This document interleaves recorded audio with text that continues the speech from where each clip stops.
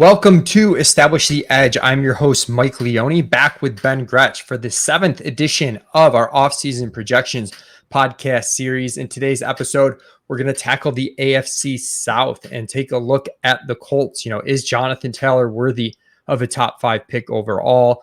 Is Derrick Henry worthy of a first round selection? His ADP's early in the first round. And also look at, some of the target leaders in the AFC South, Michael Pittman, Christian Kirk, Brandon Cooks, and how we feel about them at their ADPs. Ben, let's start right away with the Colts, who, from a play calling perspective, we're pretty in line. We're both expecting them to call pass plays at a little bit higher rate than they did last year. Last year, they were about 55%, I believe. We both have them around 57%, which is an increase. And I think it's something they've talked about, which is that they relied on the run perhaps a little bit too much down the stretch. And, some of that had to do with Carson Wentz. They get Matt Ryan in there. But I was looking, even this team a couple of years ago with Philip Rivers, throwing the ball more for them still means like a bottom 10 pass rate in the NFL.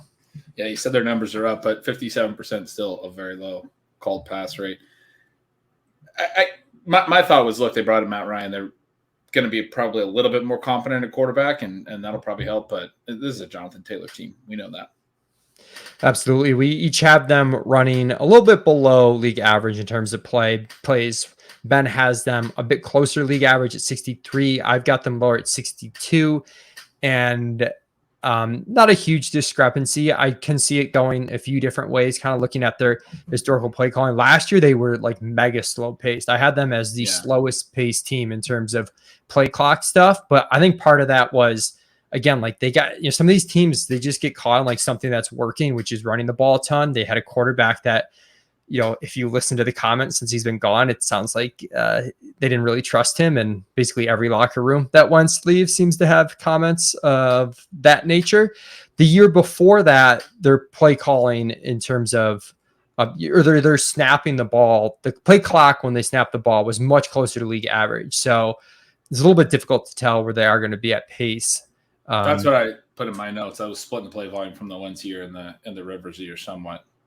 But they've kind of just bounced around from these different quarterbacks. Yeah, and then as far as what that means for the quarterback, Matt Ryan, we've got him around 270 fantasy points overall. It's tough to see any semblance of real upside for Ryan because the team's not going to throw a lot. They're not even going to throw an average amount, and he's not going to run. And that just, doesn't leave you with pretty much any outs whatsoever. Yep.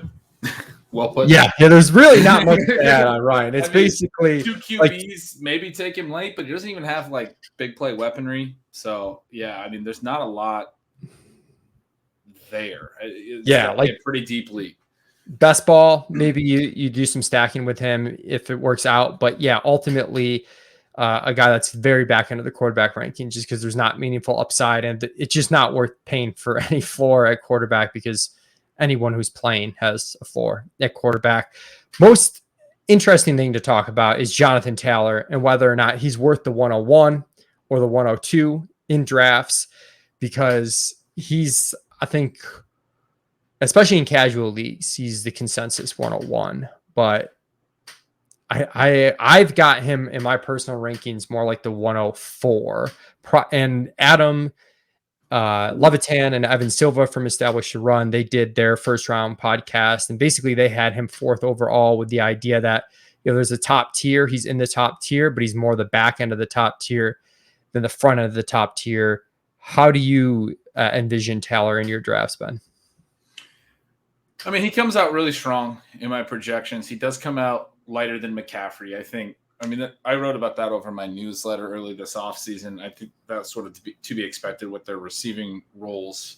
And we'll talk about McCaffrey in our final episode. But I can see still taking Taylor 101, not just because of McCaffrey's injury stuff, but just because he is sort of, the ascending talent. He actually was impressively pretty close to Nyheim Hines in target share, just not far behind him at all. I think he was like 4 targets behind him for the season. They both played all 17 games. And I think people are concerned about Hines on the receiving stuff, but Taylor was very explosive. His yards per reception were better than Hines. Hines is a good receiver in his own right, but his yards per reception, his catch rate was also higher on the reception, so his yards per target were quite a bit higher. He actually had more receiving yards than Hines, despite its 6 fewer targets. So I think he has a little more receiving upside than people probably give him credit for. The tough part for his profile is just, the high rate of big plays. Like, backing that up is tough. I said that all throughout Derrick Henry's peak. I was usually off him and was typically wrong. But how many long touchdowns can we expect Jonathan Taylor to hit on? And then he had an absurd role inside the 10 last year. He had 43 green zone touches. It was the most in the NFL since Arian Foster in 2012. It's not far off from the most since 2000, which was LaDainian Tomlinson's 50 in 2004. That's a whole different era when backs were scoring 28 TDs in a season, 26. People might remember the Tomlinson seasons, the Sean Alexander season, the Priest Holmes seasons. I mean, he had 43 touches. The peak during even all of that era was 50 for a guy. So, wow. I don't know that Taylor's going to be able to back up that, even though he's going to have like a really high percentage of their touches inside the 10-yard line. I don't know that he's going to be able to back that degree of it up if they just have maybe a few longer pass TDs. That takes just there's just some randomness. Yeah, in terms, it's not that the way they utilize him will change. It's just the total amount of team opportunities from that point in the field is likely to regress some, and right. that's gonna hit him. I think you described it well. Like, he's clearly a talented receiver. His yards per reception stuff, his catch rate stuff, each of his first 2 seasons has all been phenomenal. The concern's a little bit like you look down the stretch. You've got a couple of games with 0 targets, a couple of games with 2 targets. Overall on the season, he's got 1, 2, 3, 4, 5, 6, 7, 8 games with 2 or fewer targets, which, it's a lot. And they ran pretty well on game script over the course of the season. But yeah, elite talent, you got to keep him in the top 5. For me, just the way I draft, Christian McCaffrey, if he stays healthy, he's going to beat Jonathan Taylor by a meaningful margin, because he can beat everybody by a meaningful margin. So I'm taking that type of upside. So I've CMC ahead. And then, just with that pass catching expectation for Taylor, not from a talent level, but from a volume projection standpoint, I'd rather go with the high end wide receivers of Kupp and Jefferson, but it is close. And he is basically like a kind of a rich man's Derrick Henry, if you will. And Derrick Henry had been pretty profitable for players. And there's more pass catching upside. Like, if Hines were to get hurt, for example, we could see more of a 3-down Jonathan Taylor, which is a very, scary thought in terms of what that could result in. And Ryan has always thrown to his backs at a pretty high rate. So, I think the big question is, can he catch, instead of 40 balls, 60 balls? And it doesn't seem particularly likely with Hines there, but it's possible. Like you said, if Hines gets hurt, there are some outs that way.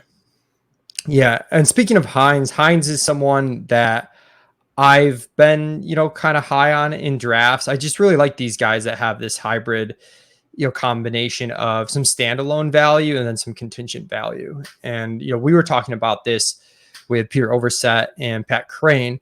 If JT were to go down, it's not that we think Hines would come in and have a JT-like workload. In fact, on our ceiling case on ETR for our projections, I think we have like a 40% rush upside. But I do think if he's taking, instead of, half the targets, he's taking 2/3 of the running back targets and then half the carries in this offense that plays pretty well from a ceiling perspective. And again, he's going to be, I think, close to startable. I don't know if I should say on a weekly basis, but if you are drafting a 0 RB type of build, he's someone that you can slot in to just get you through some weeks while you wait for some of the upside guys to hit on your bench. Yeah, the tough thing is just, sort of how much Taylor takes, right? Because Hines, he did lose some rush attempts last year compared to the year before. He only had 56 rush attempts for the season. He only had 40 catches. That was also down a little bit. Where he goes, I think you can get his archetype a little bit later. Like, there's some other pass catching options a little bit later, but I do get it. And I just haven't found myself taking him a lot because I think he's kind of priced up for a pure pass catching back with a really talented lead back. Yeah, that's fair. I like him a little bit better in best ball. And again, like one of the big things with these running back archetypes is like just being smart with your team. Like if you've got guys that you can slot in, like you're not taking Nyheim Hines over Isaiah Spiller. You know, you're probably taking Isaiah Spiller's pure upside, you know, just throwing him out there, like one of those handcuffs. But you know, if Hines is your second back, which if you are pretty extreme as you are redrafted, like that's something that could happen. He's a little bit more valuable just to be able to have some level of startability. And they do have Phillip Lindsay as an RB3, who I don't think is too fantasy relevant, other than that is part of the reason why Hines' upside could be capped in a, you know, Jonathan Taylor goes down type situation. Lindsay's a capable back as far as a pure rusher. Yep. Agreed. But I do think Hines would add some rushes in that scenario for sure. Yeah, he'd add some, but he wouldn't be like a huge lead back. A guy that I've been low on all off season is the wide receiver 1 for the Colts, Michael Pittman. And the tape people love Michael Pittman, Gretch. I get it. He's a very talented wide receiver. I have a hard time seeing him being a tier ahead of like Deontay Johnson, Terry McLaurin. I've used that kind of comp a lot as like a similar bucket to me as these guys who I think are going to command really high target shares in their offense, but might not have like insane ceilings. And Pittman goes, you know, a full round ahead of those guys pretty regularly. I've got him at 127 targets. You have him at 131 targets, which is, you know, roughly in line with what he did last season. Yeah, he's a tough one for me from a projection standpoint because he does come out really well. At the same time, I'm basically projecting. I mean, you get this element where like, where else are the targets going to go? And so I'm basically projecting him as high as I think he can handle on some other offenses, some players that I might project for similar volume. It's because there's other guys that I really need to allocate some targets to. Like I have him pretty close to AJ Brown in my targets. I definitely wanted to still allocate a lot of targets to Devonta Smith and Dallas Goedert in a way that I didn't really feel the need to in my Colts projection, because those guys were both really good as well last year. And even like Quez Watkins, who so when I was doing Philly, there's other places for these targets to go. Pittman, what's interesting, he did take a big step forward in targets per out run in some of those metrics, the underlying volume earning metrics last year, but he took it a step forward into like a very good but not great bucket. And like last year, he didn't have any competition. I mean, even probably less than he has this year. Yeah. They've added Alec Pierce, Paris Campbell maybe stays healthy at some point. T.Y. Hilton was sort of a shell of his former self last year. They had Zach Pascal running around. They didn't have a lot else in the entire offense.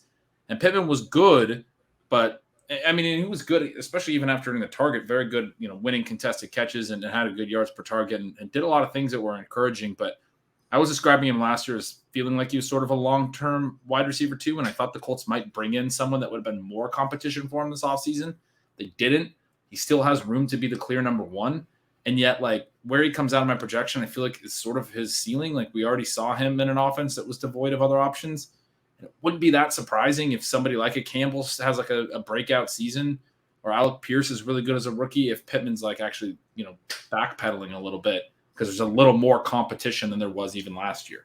Yeah, and it's a team that will spread out the ball a ton. Pittman ended up with around a 25% target share last season. Zach Pascal was second at 14%.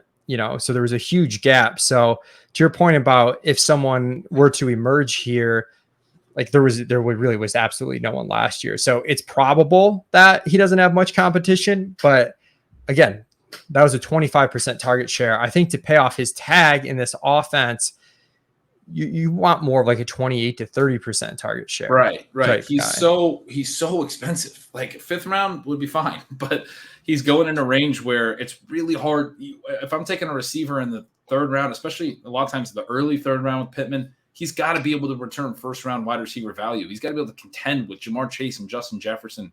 Don't see it with Pittman. Yeah, right now on the FFPC season-long rankings that Established Run, we have Pittman as wide receiver 16, 36 overall. His ADP is 28th overall, wide receiver 11. And we're baking in some of the ADP, so we're like moving, even inching that a little bit, closer. Our kind of unadjusted rank would be even lower. Whereas, again, like Deontay Johnson is going 44th overall. That's That's 16 picks. Terry McLaurin, same thing, 44th overall. And I just don't see a big enough separation between him and players like that. Yep. Paris Campbell, Alec Pierce. You've been drafting any of these guys or interested in any of them? Right now, for me, they're kind of like best ball only targets. And early waiver wire watch, because there's room for a second player to step up in this offense, but I'm not really targeting them at all. It's a low volume offense, and we don't really know yet. The issue with Campbell, like, he's not stayed healthy. We've got really small samples on him for 3 straight years now. Don't really even know if he's good or like what he is. He's shown little flashes, but I don't think he's run more than, it's like 100 and something routes is his career high, which is a very small amount. We're talking, 600 is like a full-time receiver for the course of the season. His career high is 120. So we don't even know if he's good, And in your typical redraft leagues, the same thing kind of applies to the tight ends, where Mo Alley-Cox, Jelani Woods, Kylan Granson. It's unclear exactly what the pecking order is going to be. These guys are going to be so spread out, almost regardless what the pecking order is going to be, that it's really tough to justify in any sort of generic managed league. There, I have grabbed some Mo Alley-Cox very late in FFPC best ball leagues where you're talking 20 rounds, tight end premium. You might want that third tight end. We've got a big discrepancy in projected targets between Jelani Woods and Kylan Granson. That might be a case of me just like overjuicing the rookie with a little bit more upside. But I know we did kind of like Kylan Granson going into last year. He did have a couple weeks where he got to a double-digit target share last season. I don't know if he has spent a ton of time on it because I don't know how relevant it is, but any takes on the Colts tight end situation? Well, I think probably the biggest thing is both Granson and Woods have enough upside and appeal that I'm not really in on Mo Alley-Cox. I think all three of them, he's just got a lot of depth behind him. They rotate their tight ends as much as they rotate their receivers, like we said. So it's a tough spot to think that one tight end is going to wind up being the guy. We'll go to Tennessee, and we've got them around league average in terms of plays per game, right around 64, maybe a touch above. I've got them with a 56% called pass rate. Ben, you have a 54% called pass rate. That nets out in the end to me being about 1 pass attempt per game higher than you and 1 rush attempt per game lower than you. And there's a lot of guesswork there. They obviously ship out A.J. Brown. They draft Treylon Burks. Part of me is just skeptical about the workload that Derrick Henry is going to continue to take on, which leads me to think they just might have to pass a little bit more. But last season, their pass rate was 53%. 2 seasons ago was 51.5%. And both of those seasons, very negative in terms of pass rate over expectation. Just one final thing I'll add there. They did somehow end up with the 1 seed last season. So I do think the game script could certainly dip for them this year compared to last year. But it was really interesting. There were 8 percentage points to the negative in pass rate over expected.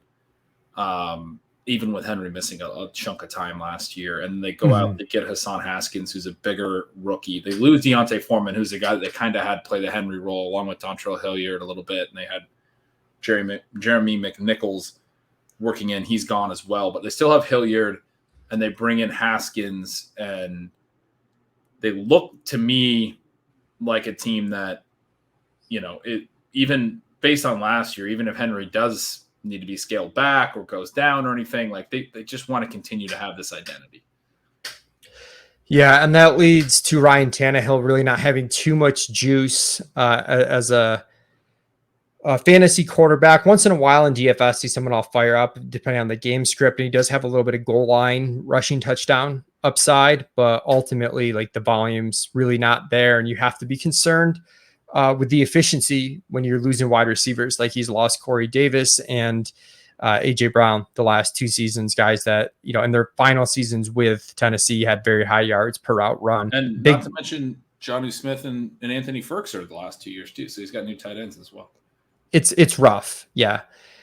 At running back, Derrick Henry is someone that, like, I'm fading a decent bit. I wasn't as anti-Henry in the past as some drafters, but this year with him going RB6, He's going in the first round. I just don't think he's still a first round pick at this point as he continues to age.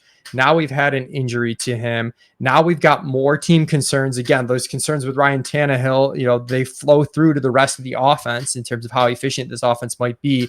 So I'm pretty concerned with Derrick Henry. The workload is going to be there. We each have him for 320 rush attempts, which is massive. Was utilized a little bit more in the passing game last year, which was somewhat important. But last year was really volume dependent, even more so than past seasons. He had like 30 carry games, and he was. So his two big years, 2019, 2020, he was at 20.2 carries a game, 23.6. Last year, he was up at 27.4, and his receiving, he was up to 2.3 catches a game. He had never been more than 1.2, so he's adding at least one reception per game over every other season of his career. It's like they were trying to get him hurt. I mean, I really didn't understand. They were just really seeing how much they could get out of him. You'd think they have to scale back a little bit, but with the added receiving, while he was healthy last year, he was incredible. His points per game, even in PPR, were better than any other back in the NFL last year, and obviously only plays 8 games. I'm not really super on him again this year, but you can see it if he stays healthy. I mean, obviously, if they're going to use him that much and he continues to be, Derrick Henry-esque, the workload is nuts. He led the NFL in carries in 2019 with 303. Then he goes up from 303 to 378 in 2020, which leads the NFL in carries again. And last year, his 16-game pace was 438 carries. So basically, right. His carry pace was 135 more carries. So more than a 33% increase than his league leading carries in 2019. It's just it's absurd. Things we haven't seen before. But if they go back to that and you're not drafting Henry, you're basically just betting on him not being able to hold up again, because he's going to be good if they ride him that heavy. Yes. But I think there's a little bit more systemic risk than in the past. I do think one thing that's worth pointing out, this isn't even a Henry specific thing, but when you see people referencing receiving efficiency, which I kind of did with Jonathan Taylor with backs, but it's pretty highly volatile, some of the receiving metrics for backs, especially the lower target ones. So Ben, 2020, he was at 3.7 yards per target, caught 61% of his targets, and his yards per catch wasn't that good. It was at 6.0. Both those metrics were really bad. Last season, he caught 90% of his targets and was at 8.6 yards per catch. So there's just a lot of variance, especially for the lower volume running backs in the pass game. Something to be aware of, to not one way or the other, not cling to that stuff. I think Miles Sanders was a good example too. His rookie season, he had awesome yards per out run, and then his second year was dreadful. And you just gotta kind of neutralize that a little bit. As far as behind Henry, if we're worried about the workload, we're worried about him holding up. Is there a handcuff that you like between Hassan Haskins and Dontrell Hilliard? Yeah, I think it's Haskins, just because he's a bigger back. It seems like they probably brought him in to play the Deontay Foreman role, and if Henry did go down, he's the guy that they would treat as sort of the direct replacement for the between the tackle stuff. But Hilliard was really efficient last year, probably plays more on pass downs. I have him catching a decent number of balls this year and maybe taking some of the McNichols snaps. I don't think they'll stick with the extra receiving for Henry last year. That was new last year. He gets hurt. If they're going to scale him back at all, I think it probably starts on passing downs. Just let him be, who he was in the prior seasons. Even though his receiving wasn't through the roof or anything last year, but it was up. And so I think Hilliard might actually have a little bit of a role. I was just talking about Hines. There's some cheaper pass catchers. Hilliard to me is one that nobody's drafting, that or he goes really, really late, that could wind up, if you go look at Jeremy McNichols, he had some playable weeks last year. Maybe not as great in best ball, but if you're talking about, zero RB builds and trying to find somebody to pick up off waivers and that kind of stuff, Hilliard might be a guy to keep an eye on early in the season, or to draft late if you have a really thin running back room and you just need to plug and play. Because I think it's possible he's catching 3-4 balls in, a game, and in negative scripts having 6 catch games. Let's go to wide receiver. Treylon Burks has been one of my favorite draft targets as his ADP continues to plummet. I hate to throw out, I don't want to throw out the Jamar Chase comparison because he's not a Jamar Chase level prospect by any means. And it's also not a Jamar Chase level landing spot. But as far as offseason noise, I think trumping the upside a bit more than it should. I see some comparisons to Chase last offseason where people are just worried about, he can't catch the ball. With Burks, it's been like, is he in shape, the asthma stuff. And like early on in camp, it already seems like that's, but almost evaporated those concerns. I forgot. Did you highlight that as pretty important last year and tell people they shouldn't be afraid of that and to draft Jamar Alpha play Chase last year? I'm tempted to make Burks my flag plant. My one season long flag plant last year was Jamar Chase, who I got wrong though, Gretch. I said he would be going in round 2 this season, and he's going to round 1. So it did have some error. Yeah. Looking at the comments on that tweet is always funny. But yeah, dude, rookies uncertainty like this is, sometimes rookies are the best bets in fantasy. I particularly love the rookies who are going to be stepping into roles and people are still a little bit scared because, sometimes you bet on the rookies like, Terrace Marshall, Rondale Moore last year, and like the role uncertainties. And it's just like, it might not happen even if the player's talented. You get someone like Burks though, who they trade AJ Brown. They draft him immediately. They did bring in Robert Woods, but there's just not much target competition. Burks, for some people, was the number 1 wide receiver prospect. He ends up going, I think, wide receiver 5 or 6 in the actual NFL draft. And still, as far as dynasty goes, I've seen him as the wide receiver 1 in some places. We had him as the wide receiver 2 with Anthony Amico's dynasty rankings that established a run only behind Drake London. So for me, when you're getting outside of the top 6 rounds of your fantasy draft, maybe top 7, at that point, like I'm really zoning in on upside. And I think Burks has pretty significant upside. Yeah. 2 years in a row of 40% dominator rating seasons in the SEC in 2020 and 2021. 30% is typically that breakout age or that breakout level. He's a 3-year early declare. He was my wide receiver 1 pre-draft. I think after London went a little higher, I would have adjusted and had London higher. But I think they're right there with each other. The other thing that I noticed in his profile was he didn't feast on non-conference teams. Like almost all of his big games were against SEC opponents. I think he only had 100-yard game in his entire career that was against a non-SEC opponent. He had the second best game of his career against Alabama this past year, 179, and from a yardage perspective, 179 yards, 2 TDs. I mean, he was beating SEC cornerbacks, played in a tough conference, dominated. That type of production tends to translate, and people are like, they're worried that he's out of shape. Like, he's really good at football. That's what that says. Like, hopefully he gets back in shape, but he's really good at football. And we've got him leading the Titans in targets, both of us. You have him with 112. I have him at 104. We both have Robert Woods at 102, but like that's his almost only competition. I mean, there's just nobody anywhere on this depth chart. And Robert Woods, I love Robert Woods, really fine player, but he's now this is his age 30 season coming off a pretty meaningful injury. And he's, switching teams. Like, if you're not drafting Treylon Burks because you're afraid of Robert Woods, that's like the ultimate 5 condom drafting is what Levitan would say. Yep. They had 9 non-running backs with 10 plus targets last year. Nick Westbrook-Akine is the only receiver returning from that group, and Jeff Swaim is the only other non-running back, the only tight end returning from that group. They had 57 and 40 targets. Jeff Swaim's now like their third tight end because they brought in Austin Hooper and the rookie that we'll talk about in a minute. So you just said it. There's no one here. It's all turnover. Why? I mean, there's not really anything standing in the way of Burks just stepping right in and being the number 1. Woods would be obviously, like you said, the other potential big competition, but it's not like there's a lot of guys here that Tannehill has a rapport with. Like, they had some ancillary pieces, Chester Rogers and stuff, and all those guys are gone. And you're hoping too that even, let's say, Burks and Woods are close year-end total targets, that end of the season Burks is starting to take, more of command of the situation, which leads to like higher per game upside at the most critical time of your fantasy year.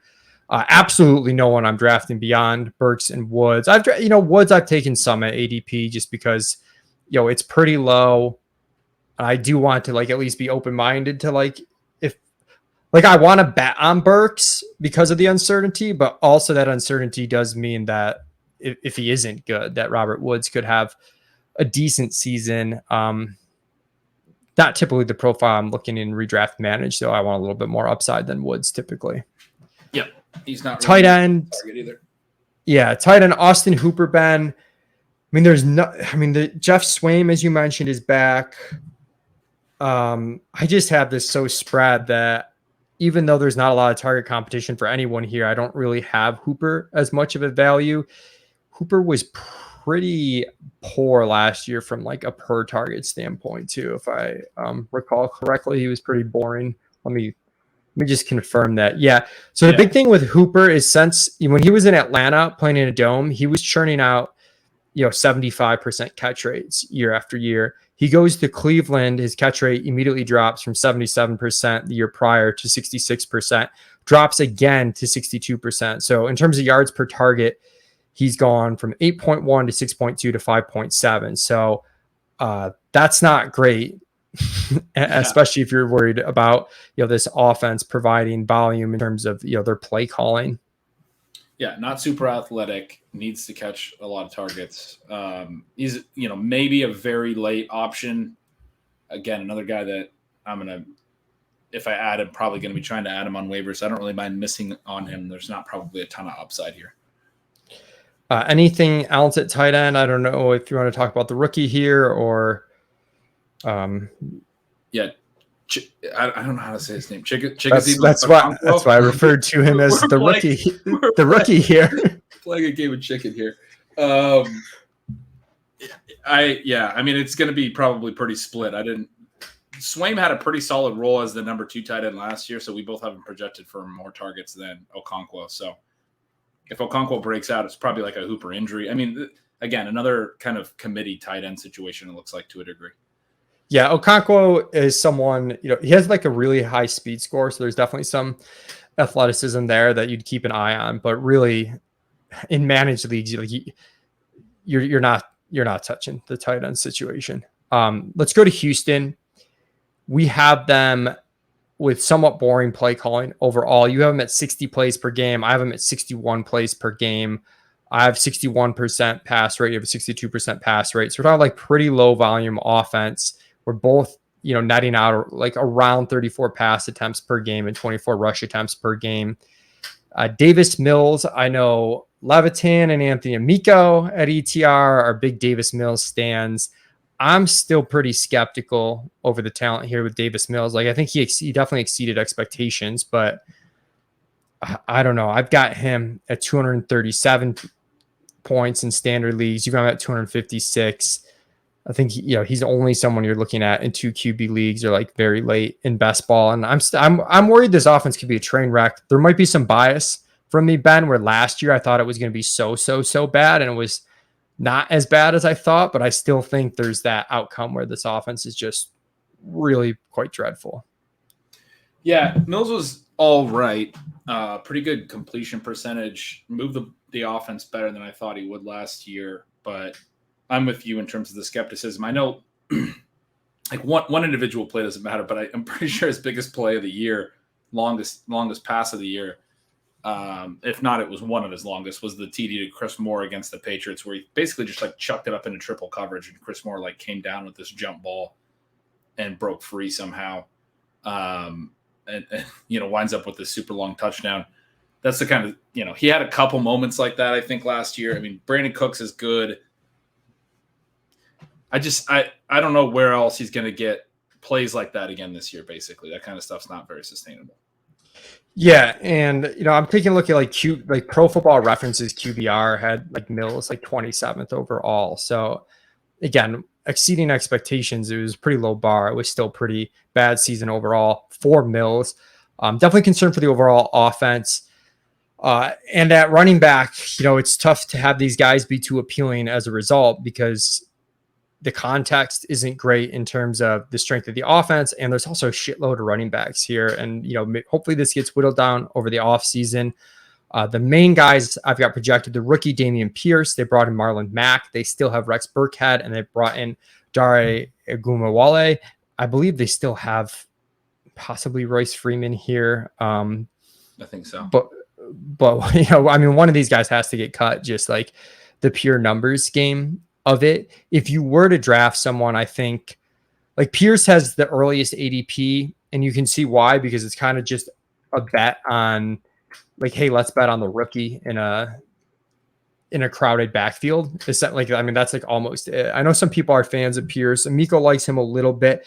And we should talk about one of the bigger discrepancies we have in the projection, which we're very similar in carries, but I have 45 targets. You have 26. Pierce did not catch a whole ton in college. Amico, I'm just parodying Amico at this point because I don't do the prospect analysis myself. I just reach out to people I trust. And he said like just the nature of the offense kind of dictated that, not necessarily Pierce's skill set, and that, you know, there were some scouting reports that he was pretty good in pass protection. So I'm a little more optimistic that there's at least a chance he could catch passes. And it is somewhat meaningful because if you're going to take a shitty back on a shitty offense, like he's got to be able to be on the field for 3 downs.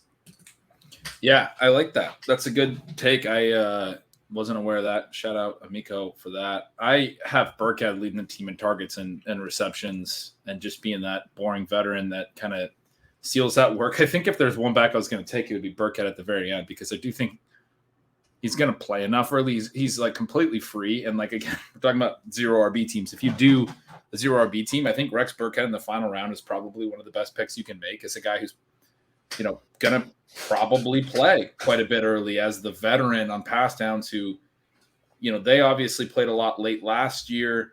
I think we talked about it on our last show, but Levitan remembers that, obviously, banking with Burkhead. Oh, yeah. So I think it's going to probably be mostly Mack and Burkhead early. And Mack wasn't very good for the Colts last year, but he was coming off an Achilles. That can be more of like an 18-month injury. Didn't really look explosive. Apparently, I mean, a lot of the reports on Mack this year are that he looks good. They were positive on him last year as well. But if, you know, another year removed from the Achilles, he's all right. I do think Pierce does steal work throughout the season and probably end the season as their main guy in a lost year. But I mean, you're probably taking Pierce and hoping that, you know, Mack and Burkhead aren't playing 80% of the snaps week 1, and Pierce is in this 20% number 3 role, and that it doesn't kind of stay as a committee for the early part of the year, or you might have to cut it. Yeah, I think Pierce, where he's going, which on FFPC is RB40, you need a lot to go right. Like, you kind of need that role out of the gate to justify that ADP. We're behind ADP. So even with like some of my Pierce optimism, like it's still, again, like it's just an uphill battle when you're in this type of offense. The one of the backs we're most behind ADP on is Marlon Mack. And you kind of stole my, like, I mean, I hate to even call it a hot take because it's like Rex Burkhead versus Marlon Mack. Like, how important is this? But I've seen a lot of people drafting Marlon Mack late as like a go-to back. And like, I don't get it. I think Burkhead is the better option as well, where we've seen Burkhead hit a weekly ceiling in this offense before. And it's just as far as what these guys can do. Marlon Mack, you know, never caught passes at any point, and Rex Burkhead can catch passes. So like, all else aside, just the fact that Rex Burkhead could catch passes plus get some goal line work makes him more valuable to me than to Marlon Mack. So I don't really get any of the Marlon Mack hype. I don't know. I just really hate betting on 2-down back, like a 2-down back in a bad offense competing against a rookie. Like, I don't get it. It's maybe that he would have a more definable role than Burkhead, you know, like a guaranteed number of low value touches, 10 to 12 carries or whatever, if he's the starter early in the year. I can see again in the 0 RB settings, but I've thought about him in some drafts, but he still goes in kind of a, not like a pricey range, but in a range where I still have other like, dude, he's RB 53. That's not like yeah. There's definitely, there's guys that you want to take there that are like exciting upside bets. Yeah, like Tyrion Davis-Price is close to him. There's even some guys that is going in that range, right? Like I take Jerick McKinnon all day over, over Marlon Mack. Like Brian Robinson, I'd probably take. Mack is maybe like a bridge back for a 0 RB build and manage that you can drop, you know, after a month if you have a hit somewhere else. But like to your point, Burkhead might also be that guy in the 20th round. Yeah, with the dash more upside, but we'll follow the camp news. Like maybe if it becomes clear that Mac's, but like here's what, like if Mac was going into the season as the guaranteed like starting 2 down back, like how early would you even take him then? Like probably where he goes now. Yeah, not a lot higher. Like, so in a way, he's like almost being drafted at his best case outcome. Maybe we're being too hard on him. I don't know. Maybe he can catch some passes. That's the only really counter to that. Maybe you're being too hard on the pass catching. That's all I can muster. Brandon Cooks, interesting guy to look at. Definitely struggled with him this offseason. And the dilemma with Brandon Cooks is he came out of last season out of the gate with just some of these insane target shares. And there's really not much competition for him this year as well. I'm still a little bit worried where I kind of think like last year's targets might be more representative of his ceiling than his base outcome.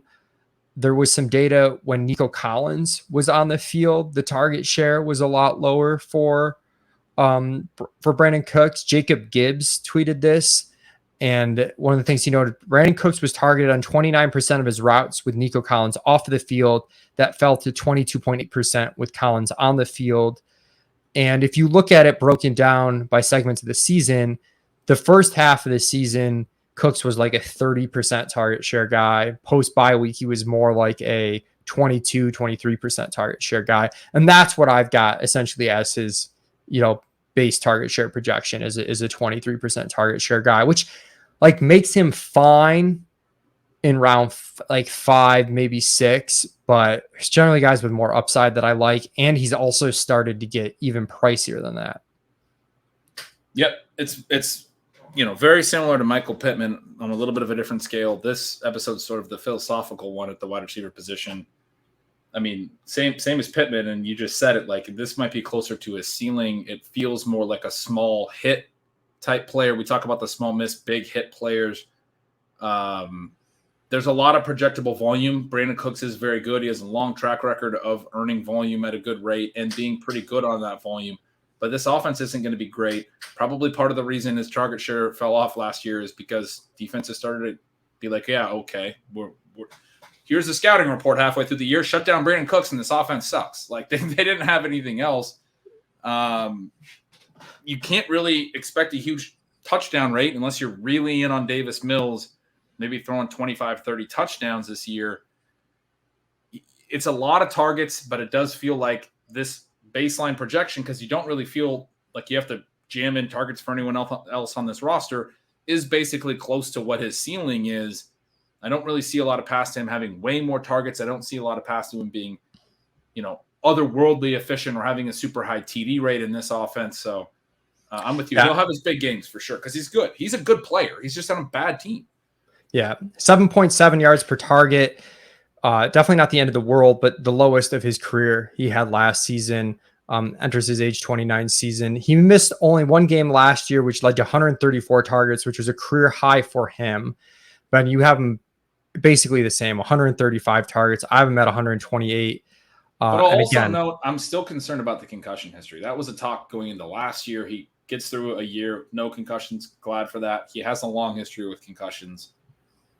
On a team he's not going anywhere.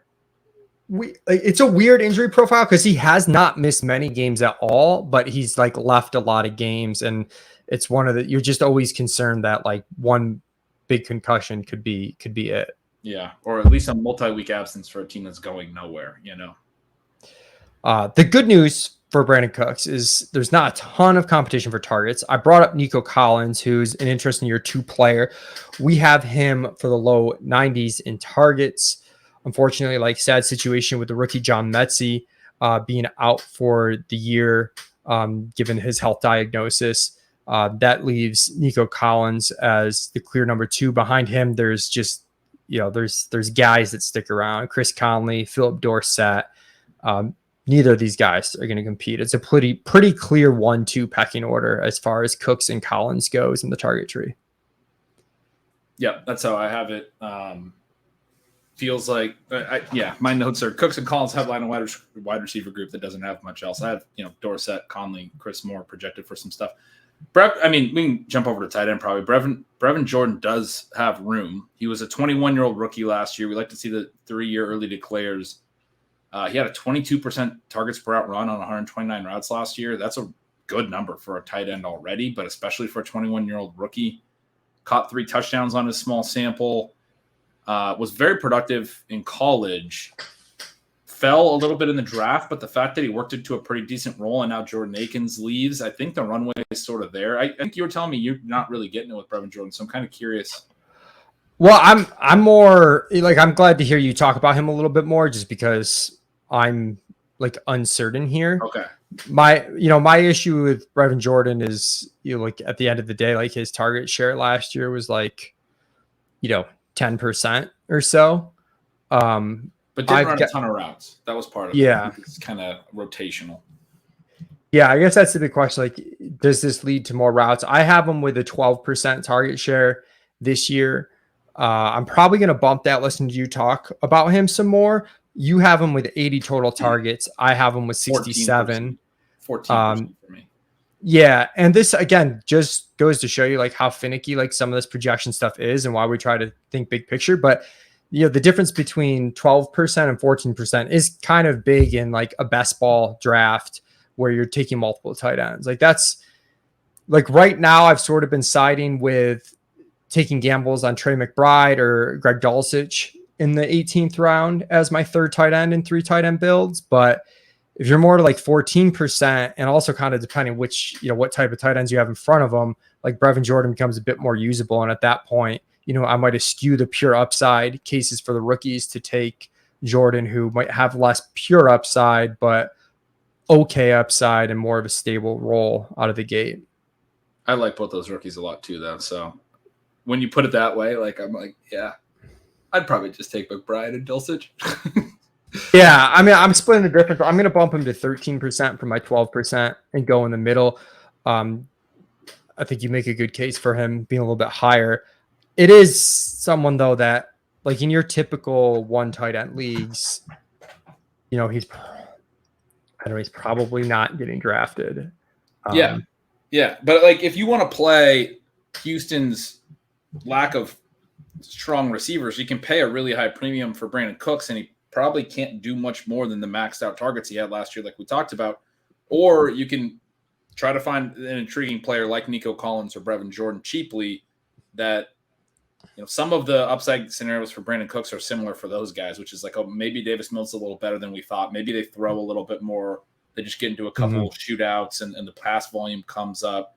Somebody else is going to have to be involved here too. It can't just be Cooks. I like if I'm going to play into a bad offense like this, it's going to be really cheaply with a guy, and especially like a guy like Jordan. Like if he ends up being a solid tight end, that can be a pretty usable piece, obviously, because tight end is not a very deep position. Yeah, it's also, a good DFS note out of the gate. Like if he's going to be a min-price tight end and there's a little bit of juice there, he might be more usable there. Whereas as we hit on, in best ball season long, perhaps you're just taking like the huge swing on McBride or Dulcich. Just one final Texans thing before we move on. I do want to note, like I'm not super into Brandon Cooks, but Silva's got him 38th overall in his top 150, which leaves him, combined with our projection stuff, we have him in full PPR sites, like a touch ahead of ADP. I'm personally like drafting him a little bit later than that. And the half PPR stuff, we definitely have him behind ADP because his game is pretty volume dependent. Jacksonville, what a train wreck they were last year under Urban Meyer. Really difficult to know what to do. Of course, Etienne gets hurt in the preseason. Lawrence, I mean, you have to give him a pass to an extent, just given the situation he was thrown into. So they're tough to project. And I'm guessing that's why you ended up with having them right around the league average amount of plays at 63.8. That's maybe something I should look into. We're lower at 62.3. We're both at a pass rate of just shy of 63%. So I went and looked at Peterson's, final years with the Eagles. They average, I had it as 66.8 plays, pass rate of 63.9%.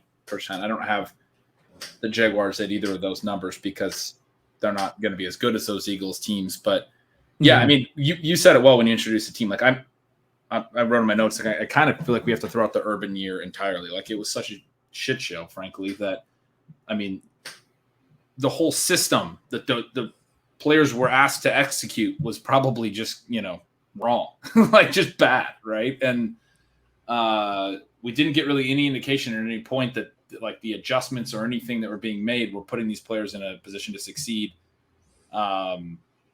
Statistically, that shows up, across the board. Nothing really looked good.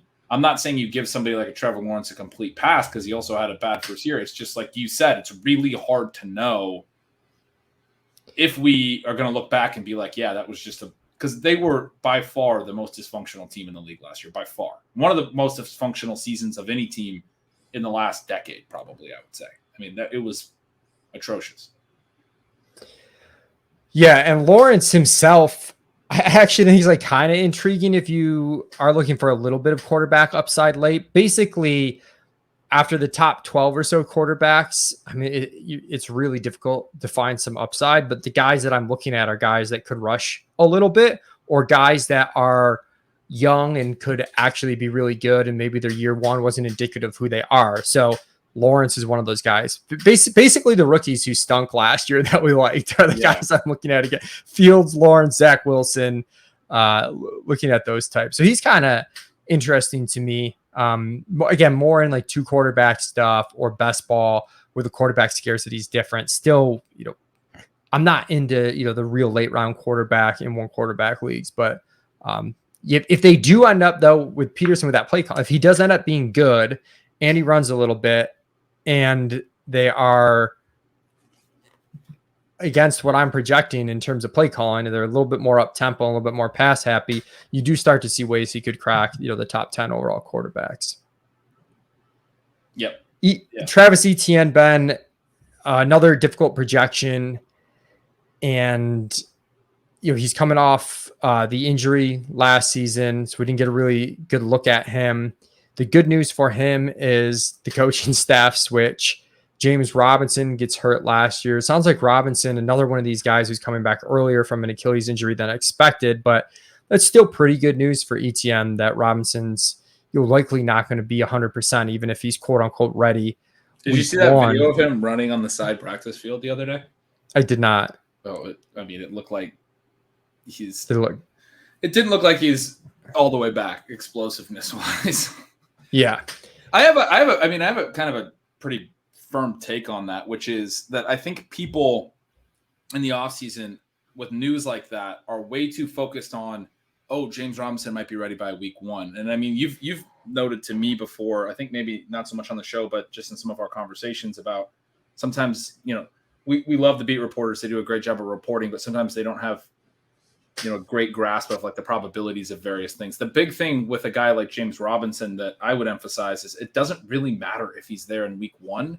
The question is, can he play 17 weeks within 12 months of his Achilles tear, right? Like Akers made it back really quick. Didn't look great for the few weeks that he played. He's now got a whole nother offseason. For Akers, he's going to be beyond the 12-month span. A lot of people say the Achilles is an 18-month injury. Marlon Mack was another guy we just talked about earlier on the show. He tore his Achilles in week 1 of 2020. Didn't look great early in 2021. The Colts tried to use him some. There was some talk around the deadline. They were trying to move him. When they didn't get a chance to get him traded, they basically just deactivated him the rest of the year and were like, we're just going to let you walk in free agency. There's all this positive buzz about Robinson being ahead of schedule and potentially being ready for week one. Like, I kind of don't care about that. And if that makes Travis Etienne's price cheaper, I think that's fantastic for anyone who wants to draft Travis Etienne, because the scenario I can't really imagine is not that he won't play week one. I think there's plenty of possibility that he makes it back and they try to let him go out there and play, but it's that he's not explosive enough to be an impact player for 17 weeks. I don't know why I said 12, but through December, I was thinking about, he tore his Achilles in December through month 12 for 3 or 4 months until the end of the year.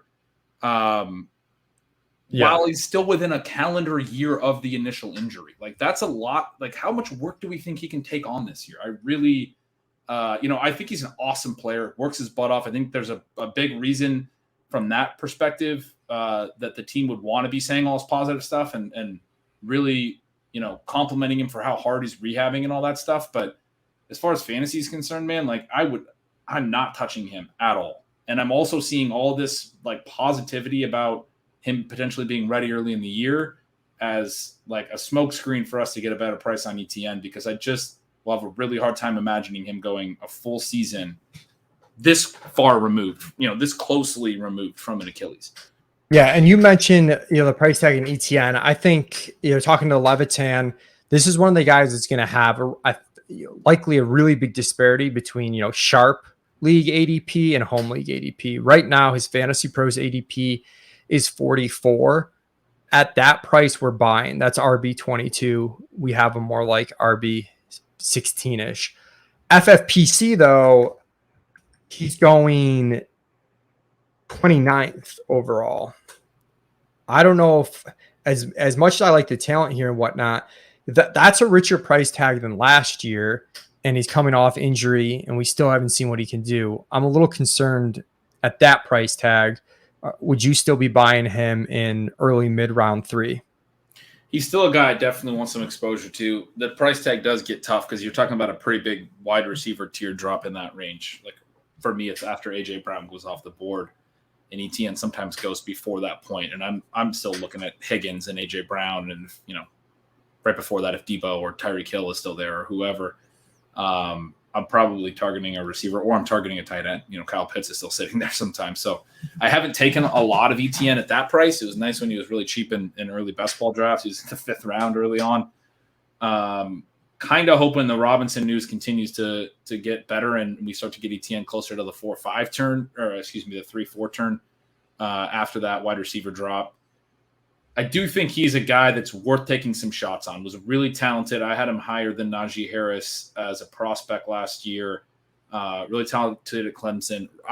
There's been a lot of talk about how good of a pass blocker Robinson is, and that's part of what he might get back on the field for. Not really concerned about Etienne's pass catching. That's something they've talked a lot about since they drafted him, obviously new coaching staff and everything, but he's good at that, and he's playing with his college quarterback, which probably doesn't seem like a major thing, but I do think is probably something that will make Lawrence a little more comfortable having his college running back in the backfield, knowing where he's going to be out on the field, knowing, getting the ball down to his check down, probably something that plays well just from an offensive scheme perspective and everything.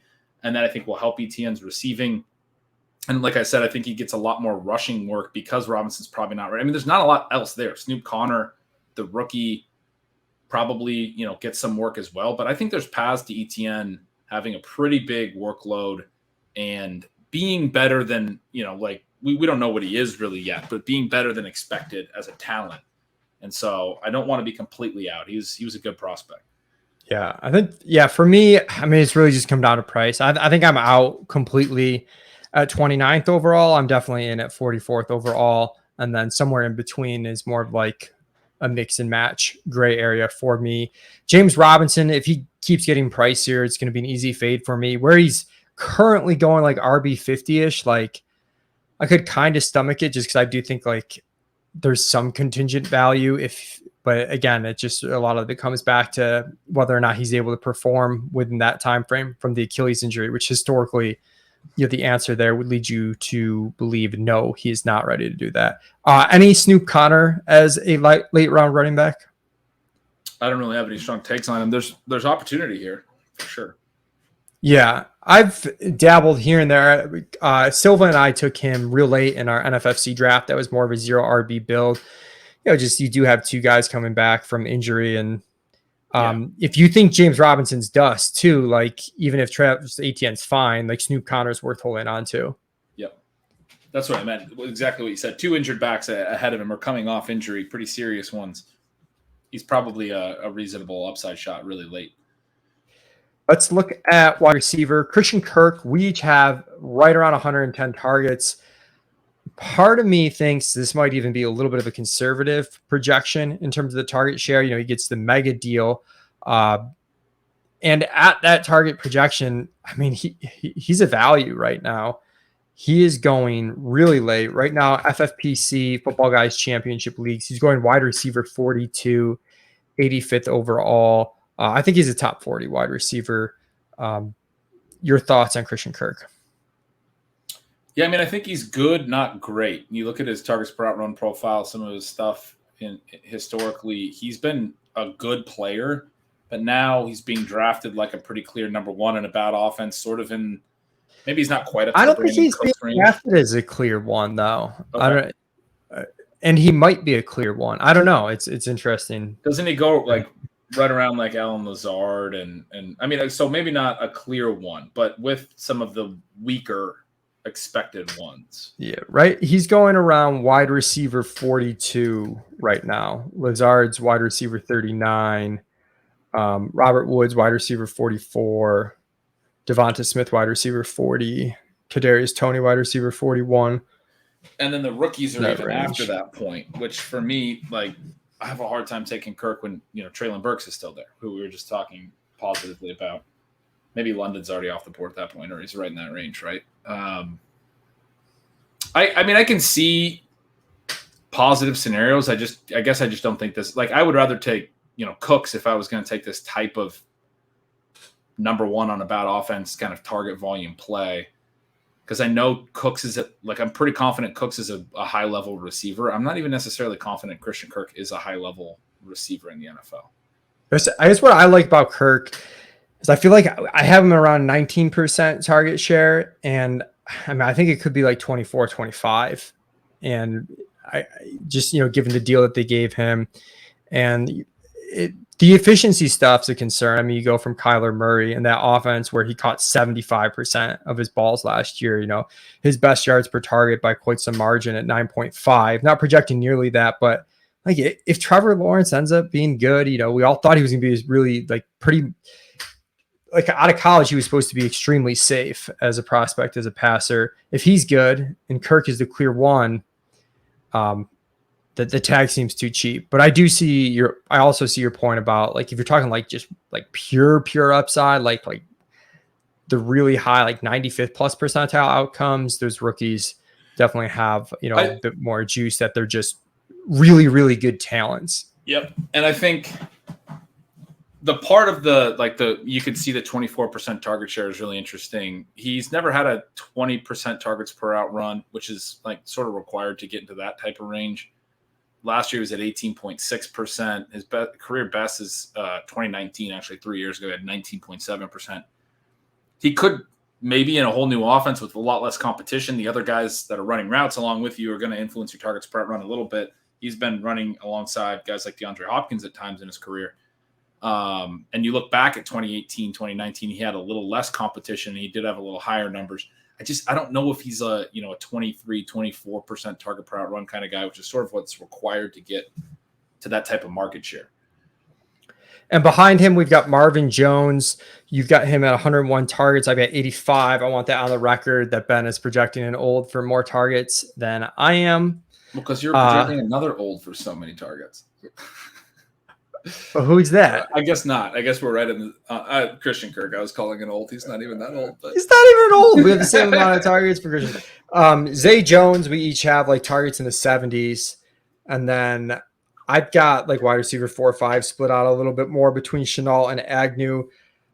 I haven't Treadwell in my wide receiver 5 spot in my projections to only go to 5, but I think Treadwell was pretty good late. Agnew was pretty good late. This is another reason why I'm skeptical. They got to cut somebody though, right? Do you think Treadwell gets cut? Because they have 6 it feels like it's Visca that's the odd man out. Yeah, so I mean, someone's likely getting the axe here. Right now, we have it as Treadwell, but that's more of I wouldn't say that's a strong take. It's just kind of we need to cut someone out. We'd cut him out. He was good last year for the stretch that he played with him. He finally showed some flashes, but yeah, he would make the most sense. Yeah, Agnew was kind of fun for that stretch before he got injured. But yeah, he provides some special team stuff. I don't think he's probably the one that gets cut because, special teams and he caught some passes when needed to. Yeah, Marvin Jones is so cheap that in best ball, if I'm building teams that I'm going for quantity over quality at wide receiver, I'll take him mega late just because I think he's going to play enough to give you some usable weeks. In managed leagues, I haven't touched Zay Jones or Marvin Jones. I just can't, foresee any sort of meaningful upside that I want those guys on my managed league team. Do you agree or disagree with that? I agree. I think it's really hard to kind of place the targets. That's part of the concern with Kirk. The one guy that still have some interest in is Laviska Shenault. I know it's a punchline at this point already, but the Urban Meyer the year, dream is dead. You look at his rookie year, he got hurt right as he was starting to play more snaps and missed part of the second half of the year. We see rookies tend to improve throughout the rookie year. He came back for the final 4 games, had a decent little stretch. Last year, he's playing under Urban Meyer. Didn't look explosive at all in the field. Eye test did not pass anything. Still was a real good producer in college. They're talking about using him and rushing a little bit more. Maybe he'll be filling some of this concern with James Robinson's Achilles. Maybe all of it finally comes together under a good head coach. Probably not. But my Shenault thing is, I feel like sometimes we get these guys who, as a community, we all really like, and we think we see something that people outside of our bucket aren't seeing. I feel like that leads us to almost like the player more than we should. I feel like that kind of happened with Shenault, whereas if you had almost any other wide receiver with his draft capital who through 2 seasons was at like 6.8 yards per target and had a, well, no one cares really about 2 seasons, but I'll push back a little on it. His prospect profile was really good. He had like a 47% dominator rating season as a sophomore. Right. And we thought he was undervalued by the community at large, which I think sometimes leads us to overvalue the guy that I don't know. No, I agree with that. It's like, for sure. Yeah. Like, I'm not saying he was a bad prospect. You just don't like that we roll clips on ship chasing. I get it. I'm just saying he's like, if you took another comparable prospect that had his start to his career and was in this spot, I don't even know if we'd be talking about him. I mean, again, a little bit because his profile was good. It was a 3-year profile, had the really good dominator rating his sophomore year, not as good as junior year. The reason I'm still willing to talk a little bit about him in year 3 is there is a precedent of basically 2 players that looked this bad through 2 years and had a really good 3rd year, but they had the similar production profile in college. It's Devontae Adams, who everyone thought was the worst receiver in the league after 2 years, was going at that very end of drafts. I don't think Laviska Shenault's going to be Devontae Adams. Tyler Boyd's the other one, had a really tough first 2 years, came back to be a really productive player. It wouldn't surprise me if Shenault, again, injured in his rookie year, played under Urban Meyer in year 2. Again, I don't think it's likely. Just saying, it wouldn't be that surprising based on his college production profile that there's a little bit there, and he comes out and he's Tyler Boyd for the rest of his career, and he actually wasn't as bad as everyone thinks right now.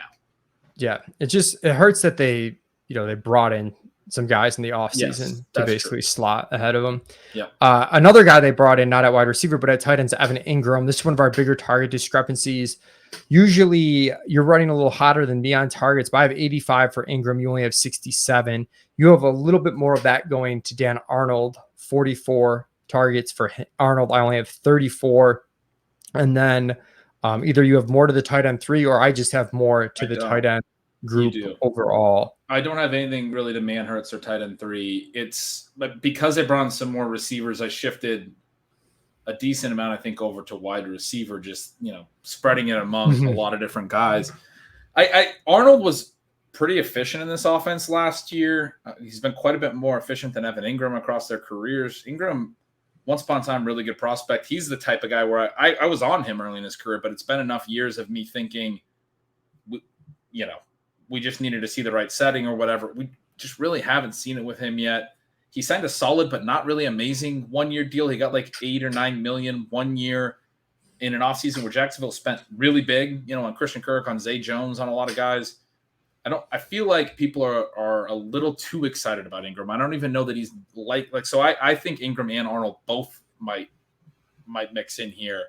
I'm not really buying into Ingram here. Yeah, Anthony Amico won't let me quit Evan Ingram. So quite frankly, I just blame him for the Evan Ingram projection. But in all seriousness, I like the biggest pro for Ingram. So the pro for Ingram would be for a tight end, he's earned targets at a pretty strong clip. 73 targets in 15 games last year, 109 and 16 the year before, 68 and 8 the year before, 64 and 11 the year before, 115 and 15 games as a rookie. The negative is he only has 1 season in his entire career with the yards per target of 7 or more, and it was his sophomore season in 2018. And you definitely have to ask yourself, is it the player, is it the scheme? But for us, His for ADOT's him, always been absurdly low, or not always, but a lot of times has been absurdly low for a guy who's athletic. So, I mean, I could buy into that a little bit for sure, that it could be usage. I will say with our target share projection, we basically have him flat with ADP. So if he's going to beat ADP, like he needs to be earning the targets that we have, or just something happens with the new offense where all of a sudden he's, used in a higher ADOT way, or just more efficient, because the efficiency has been pretty darn bad. And while we have some uncertainty and hope this offense is better, like they were obviously pretty darn bad last season as well. And I'm not really on it. I can kind of see it the way that you're describing it. But for me, also, it's you look at Dan Arnold, you're talking about some of Ingram's numbers. Like Arnold's drawn targets on a per out basis pretty well. Not amazing, but pretty well. And he's been really efficient after earning them. His yards per target the last few years, and anytime he's had decent routes, has been really strong. Like he's actually maybe good. So that's kind of tough when that guy's behind you or with you or alongside you or whatever. It's I don't think the runway is as clear for Evan Ingram as that would be my argument. For sure. That's going to do it for us. The AFC South. We will be back with the NFC South final installment of the offseason projections podcast later this week. That'll be more exciting, I think, than the AFC South. This was kind of one of the duller divisions out there, but shout out Treylon Burks, league winner.